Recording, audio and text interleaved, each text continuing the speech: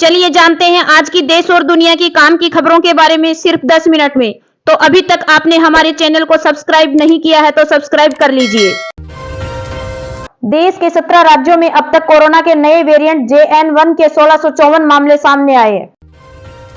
जम्मू कश्मीर के नौशेरा में LOC पर बारूदी सुरंग में धमाका हुआ, जिसमें सेना के 2 जवान घायल हो गए जबकि एक स्थानीय नागरिक की मौत हो गई। घायलों को उधमपुर के कमांड हॉस्पिटल में स्थानांतरित किया गया है। विस्फोट सुबह करीब 10:30 बजे हुआ था। कांग्रेस विधायक सुखपाल सिंह खेरा को पंजाब हरियाणा हाई कोर्ट से मिली जमानत बरकरार रहेगी। NDPS केस में पंजाब हरियाणा हाई कोर्ट से खेरा को मिली जमानत के खिलाफ पंजाब सरकार ने सुप्रीम कोर्ट में याचिका दाखिल की थी, जिस पर दखल देने से सुप्रीम कोर्ट ने इनकार कर दिया है। मध्य प्रदेश के बैतूल में स्कूली छात्रों ने श्री राम मंदिर के आकार में मानव श्रृंखला तैयार की। इस दौरान छात्रों ने कहा कि नजारे को ड्रोन कैमरे से शूट किया गया। इस दौरान छात्र बेहद उत्साहित नजर आए। MPPSC की तैयारी कर रहे एक छात्र की साइलेंट अटैक से मौत हो गई। सागर के रहने वाले छात्र राजा लोधी को पढ़ाई करते वक्त कोचिंग में सीने का दर्द उठा और वह बेसुध होकर गिर पड़ा। आनन फानन में अस्पताल ले जाया गया, डॉक्टर ने उसे मृत घोषित कर दिया। MP पुलिस ने फर्जी कैंडिडेट बनकर परीक्षा देने आई पल्लवी की चाची कविता को भी बिहार से बुलाने की कोशिश की, लेकिन वह ग्वालियर नहीं आई। इस तरह एक भतीजी ने अपनी चाची के भविष्य को संवारने का प्रयास किया, लेकिन चाची को पास करने के चक्कर में भतीजी जेल पहुंच गई। केंद्रीय राज्य मंत्री फग्गन सिंह कुलस्ते ने कहा कि बिजली कंपनी के MD अनय द्विवेदी ने मेरे रिश्तेदार अशोक दुर्वे को परेशान करने के लिए सार्वजनिक रूप से जाति सूचक भाषा का इस्तेमाल किया है। इसीलिए मैंने द्विवेदी के खिलाफ मध्य प्रदेश के मुख्यमंत्री मोहन यादव से शिकायत की है। मध्य प्रदेश के वित्त मंत्री जगदीश देवड़ा का कहना है कि भुगतान संबंधी लापरवाही के लिए जिम्मेदार अधिकारियों के खिलाफ FIR होगी। इसके अलावा डाटा एनालिसिस और इंटेलिजेंस टूल ने 162 करोड़ रुपए के गलत भुगतान पकड़ लिए हैं। इसमें से 15 करोड़ रुपए से अधिक राशि की वसूली ली गई है। RJD सुप्रीमो लालू प्रसाद यादव ने करीबी तनुज यादव पर एक सरकारी अधिकारी को पीटने का आरोप है। पीड़ित की पहचान गोपालगंज जिले के रहने वाले अरविंद कुमार सिंह के रूप में हुई है, जो कि गया जिले में सरकारी अधिकारी के रूप में काम करते हैं। दरभंगा में बीते वर्ष सितंबर में रोजी प्रवीण नाम की महिला की मौत हो गई थी। मृतका के ससुराल वालों ने मुस्लिम रीति रिवाज के अनुसार शव को कब्र में दफना दिया था। इसके बाद रोजी के भाई मोहम्मद दानिश ने ससुराल वालों पर हत्या का आरोप लगाया था। इसी आशंका के बाद कोर्ट ने शव को कब्र से निकालकर जांच के आदेश दिए। बिल्किस बानो केस के 5 दोषियों ने जेल अधिकारियों के सामने आत्मसमर्पण करने के लिए समय बढ़ाने की मांग की है। इन दोषियों ने सुप्रीम कोर्ट का दरवाजा खटखटाया है और अलग अलग वजह बताकर याचिकाएं दायर की हैं। एक दोषी ने खेतीबाड़ी और फसल के साथ बच्चों की शादी का हवाला दिया। प्रधानमंत्री नरेंद्र मोदी के घर से करीब 1 किलोमीटर की दूरी पर वडनगर में हजारों साल पुरानी बस्ती और सभ्यता के अवशेष मिले हैं। यहाँ 7 काल चक्रों में वैदिक काल से लेकर मुगल काल तक के लोगों के रहने की जानकारी मिली है। आर्कियोलॉजिकल विभाग के सुपरवाइजर मुकेश ठाकुर ने कहा है कि वडनगर में खुदाई का काम 2005 से चल रहा है। BSF गुजरात ने बताया कि बीती रात कच्छ सीमा पर गश्त के दौरान BSF जवान गेट पर एक संदिग्ध पाकिस्तानी युवक मिला। हिरासत में लिए गए युवक मानसिक रूप से ठीक नहीं है, वह अपनी पहचान बताने में असमर्थ है। 26 जनवरी को देखते हुए BSF पूरी तरह से अलर्ट है।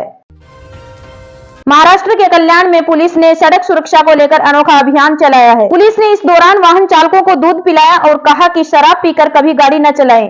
हादसों को रोकने के लिए ये बेहद जरूरी है, नशे से दूर रहें। महाराष्ट्र के लातूर में एक बच्चे का शव मिलने से सनसनी फैल गई है। यहाँ 7 साल के बच्चे का शव जमीन में दबा मिला है। सूचना के बाद पुलिस मौके पर पहुंची और शव को कब्जे में लेकर जांच पड़ताल शुरू की। पुलिस बच्चे की शिनाख्त कराने का प्रयास कर रही है। लातूर में मोबाइल चोरी करने के शक में एक 14 साल के बच्चे की हत्या कर दी गई। बताया जा रहा है कि लड़के के बाल काटे गए, फिर धारदार हथियार से वार कर उसकी हत्या कर दी गई। पीड़ित परिवार की शिकायत के आधार पर पुलिस ने आरोपी को गिरफ्तार किया है। पत्रकार सौम्या विश्वनाथ हत्याकांड मामले में साकेत कोर्ट ने 25 नवंबर 2023 को सजा का ऐलान किया था। कोर्ट ने चारों दोषियों को डबल उम्र कैद की सजा के अलावा जुर्माना भरने की सजा सुनाई थी। अब 2 दोषियों ने दिल्ली हाई कोर्ट में याचिका दायर कर सजा को चुनौती दी है। उत्तर भारत के बड़े इलाके इन दिनों कड़ाके की ठंड झेल रहे हैं। इन इलाकों में आज भी घना कोहरा है। उत्तराखंड के गंगोत्री, यमुनोत्री और केदारनाथ में हुई पहली बर्फबारी। सफेद चादर में ढके 4 धाम के पहाड़। श्रीनगर में भी ठंड का प्रकोप है। पेड़ पौधों पर जमी दिखी बर्फ। दिल्ली में नहीं थम रही सर्दी की मार। घने कोहरे के चलते विजिबिलिटी कम हो चुकी है। वहीं पंजाब हरियाणा में ऑरेंज अलर्ट जारी किया गया है। अयोध्या में राम मंदिर प्राण प्रतिष्ठा से पहले समाजवादी पार्टी नेता शिवपाल यादव का बड़ा बयान सामने आया है। शिवपाल यादव ने राम मंदिर आंदोलन के दौरान कार सेवकों पर फायरिंग को सही ठहराया है।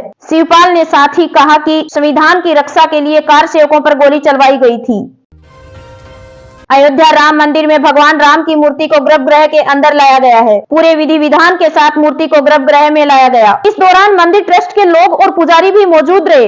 बता दें, अयोध्या में प्राण प्रतिष्ठा समारोह की तैयारियां अंतिम चरण में है। अयोध्या में राम मंदिर के उद्घाटन से पहले दिल्ली में भी भक्ति की बयार बहने जा रही है। दिल्ली की सभी विधानसभाओं में अब हर महीने के पहले मंगलवार को सुंदरकांड पाठ का आयोजन किया जाएगा। दिल्ली सरकार के मंत्री सौरभ भारद्वाज ने सोमवार को ये जानकारी दी। उन्होंने कहा कि आम आदमी पार्टी के सभी विधायक पार्षद भव्य सुंदरकांड पाठ का आयोजन करेंगे। सौरभ भारद्वाज ने कहा कि हम दिल्ली के सभी निवासियों को सुंदरकांड पाठ में शामिल होने का निमंत्रण देते हैं।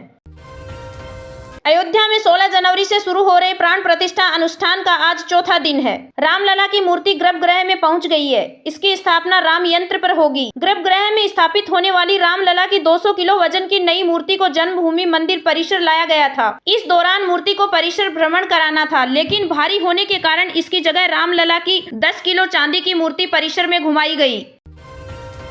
येमन के पास एक और जहाज पर ड्रोन अटैक। इस पर सवार 22 में से 9 क्रू मेंबर भारतीय इंडियन नेवी ने युद्धपोत भेजा। अयोध्या में रामलला प्राण प्रतिष्ठा समारोह के चलते 22 जनवरी को केंद्र सरकार के सभी ऑफिस आधे दिन बंद रहेंगे। केंद्रीय मंत्री जितेंद्र सिंह ने गुरुवार को ये जानकारी दी। उन्होंने कहा कि जन भावनाओं को देखते हुए ये फैसला लिया गया। गर्भगृह में रखी गई रामलला की मूर्ति। पुजारी सुनील दास ने कहा कि श्री राम है प्रेम का अवतार। पाकिस्तान पर एयर स्ट्राइक के बाद ईरान में भी फिर आतंकी हमला, सैन्य अधिकारी की गोली मारकर हत्या। फ्रेंडली मैच में सचिन तेंदुलकर की सेना ने युवराज की टीम को चटाई धूल। हुती विद्रोही